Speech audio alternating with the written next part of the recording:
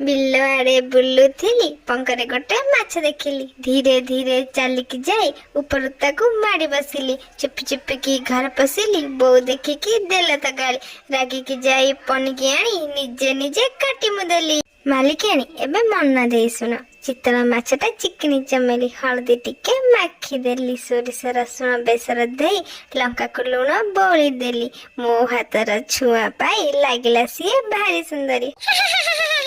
ତାପରେ ଶୁଣ, ମାଟି ପଲମ ଚୁଲିରେ ରଖି ସୋରିଷ ତେଲ ଦେଲି ମୁଁ ଢାଳି। ଗରମ ଟିକେ ହେଲା ସେ ଯେବେ ମାଛକୁ ତା ଉପରେ ଶୁଆଇ ଦେଲି।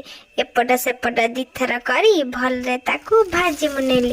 ଲୁକ୍ସଟା ଯେବେ ଲାଗିଲା ସେକ୍ସି ବାହାର ତାକୁ କରି ମୁଁ ନେଲି।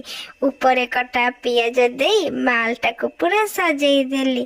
ଉପରେ ଟିକେ ଲେମ୍ବୁ ଚିପୁଡ଼ି ସହଳ ସହଳ ଖାଇ ମୁଁ ନେଲି। ସାଙ୍ଗମାନେ ସବସ୍କ୍ରାଇବ କର ନହେଲେ ଆଜି ମୁଁ ରାଗିଲି।